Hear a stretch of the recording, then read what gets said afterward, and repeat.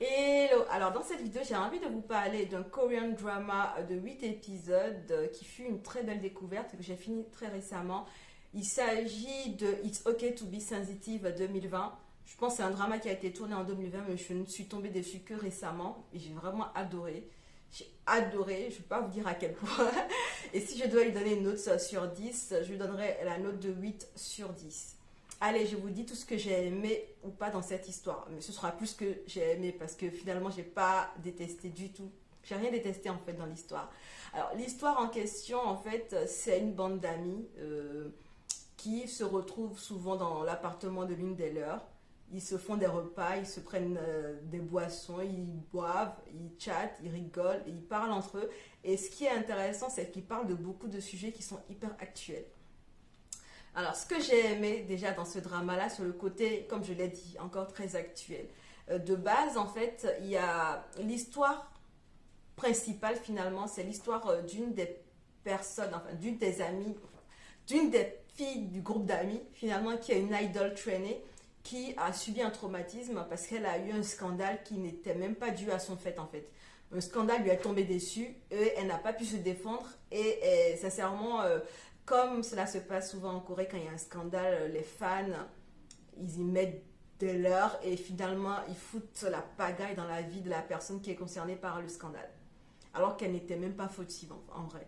Donc ce que j'ai aimé dans ce drama aussi, c'est, vous savez, le groupe d'amis qui est hyper, l'élan d'amitié qui est entre ces quatre personnages, parce qu'ils sont quatre, il y a deux filles et deux garçons, et ils sont amis depuis des années en fait, parce que l'idol trainee en question, elle a eu son scandale quand elle avait 17 ans, et ils se sont revus, et quand elle a eu 17 ans, elle a eu son scandale, donc elle était vraiment déprimée, je pense qu'elle a même essayé de se faire mal, et à un moment donné, elle a disparu de la circulation. Je pense que c'était pour se recentrer, pour éviter d'être harcelée par les internautes qui racontaient n'importe quoi, par les gens qui étaient contre elle à cause du scandale, qui n'était pas dû à son fait, hein, je le reprécise. Et du coup, ils ne se sont revus que quand elle avait 22 ou 23 ans, elle était un peu plus âgée, du coup, elle avait plus de recul, elle avait plus de maturité par rapport à tout ça. Et ce que j'ai aimé quand même, c'est le fait que le jour où elle est revenue, elle est sortie de, le jour où elle est revenue pour dire que voilà, c'est bon, j'arrête de me cacher, je reviens dans la circulation, dès qu'elle a envoyé un message à ses amis, honnêtement, la scène qui m'a touchée comme pas possible, c'est que la scène des amis qui couraient, ils couraient en fait pour arriver à l'appartement où elle est parce qu'ils avaient l'habitude de se regrouper dans son appartement à elle. Et du coup, dès qu'ils ont vu le message, ils disaient, ben les gars, on se fait un cinéma quand? Alors qu'ils n'avaient pas eu de nouvelles d'elle pendant des années. Ils ont tout lâché et ils ont couru pour la plupart. Donc, on les voyait en train de courir. Ceux qu'on ne voyait pas courir, on les voyait arriver en fait sur place, le souffle court, en mode on te chope avant que tu ne disparaisses encore, quoi. J'ai trouvé ça hyper mignon. Leur amitié était vraiment trop mignonne à voir. Ils étaient vraiment là l'un pour l'autre. J'ai apprécié aussi le fait qu'ils abordent des sujets qui étaient assez intéressants. Ils ont abordé le féminisme. Et c'était des petites discussions, l'air de rien, hein, mais c'était plutôt intéressant à voir. Ils ont abordé l'avortement. Ils ont abordé également comment sont traités les scandales dans le milieu de l'entertainment en Corée de manière brève, puisque je vous disais que l'histoire de l'idol est le fil conducteur, c'est-à-dire qu'au fur et à mesure des épisodes, on va découvrir l'histoire entièrement et on va voir comment tout le monde a réagi par rapport à son scandale finalement. Et outre le fait qu'ils ont parlé je trouve qu'ils ont été assez rapides, mais qu'ils ont mis quand même le doigt sur ce qu'il fallait concernant les scandales au niveau de l'entertainment, c'est-à-dire des scandales dont tu ne peux pas contrôler ce qui va se passer après, parce que il y a une certaine dynamique, enfin les fans et le idol, c'est vraiment un monde très très très très complexe à comprendre selon moi, surtout que moi je pense être une fan, mais quand je vois le niveau de fans, enfin quand je vois le degré des fans en Corée, je me dis ah ouais, donc moi j'étais pas vraiment une fan quoi. Donc c'est quelque chose de voilà précieux, c'est limite sacré en fait, ils ont un lien sacré entre eux, donc toute action que tu fais qui les déçoit, c'est considéré comme une trahison. Je parle du niveau des fans, hein. Et du coup, ils ont parlé de cette relation-là aussi que le fan peut avoir avec l'idol qu'il suit depuis des années, l'idol qu'il worship en griffe depuis des années, et comment l'idol en question doit vraiment être carré, doit éviter les scandales, doit lui donner l'impression, l'illusion qu'il ne sort avec personne d'autre et qu'il est là que pour les fans, qu'il est là que pour le fantasme des fans qui doivent penser que c'est leur amour, vous voyez. Donc j'ai bien aimé qu'ils abordent ces problématiques-là.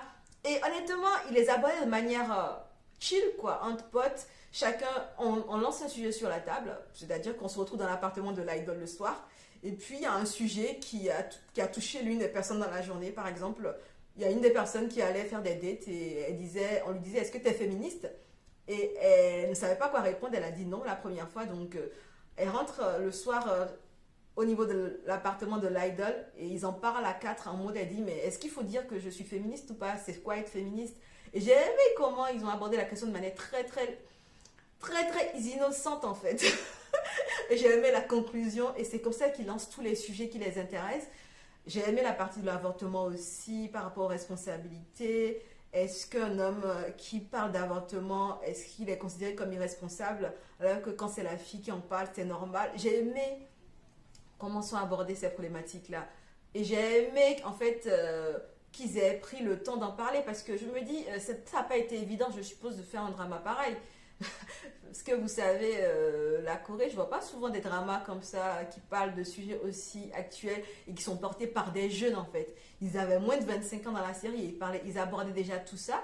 Ils parlaient de sexe, d'avortement, de féminisme, d'obsession, de fanatisme fan, d'idol. Enfin, honnêtement, j'ai trouvé ça plutôt rafraîchissant et j'ai adoré, j'ai kiffé ma life à chaque fois que je regardais les épisodes. Honnêtement, c'était une claque pour moi. Je me suis dit, ah ouais, j'ai raté ce drama en 2020. Heureusement que je l'ai vu en 2021 quand même. J'ai vraiment kiffé. Et je me suis dit qu'il fallait que je vous en parle parce que je pense qu'il n'est peut-être pas très connu. Parce que je ne l'avais pas vu circuler à l'époque en 2020. Et je me dis, bah, peut-être que vous ne l'avez pas vu aussi. Et c'est quelque chose que je vous recommande énormément. 8 épisodes de 20 minutes, ça se regarde plutôt rapidement. Et puis, on enjoy, on passe du bon temps. On adore ces jeux, on adore leur vibe, leur dynamique. On aime comment ils abordent les sujets, a priori de manière légère, mais avec un fond hyper profond quand même. Bref, j'ai kiffé, et je vous le recommande. Voilà, j'ai rien de négatif à dire sur ce drama, donc je pense que je vais m'arrêter au point positif que je vous ai énuméré plus tôt.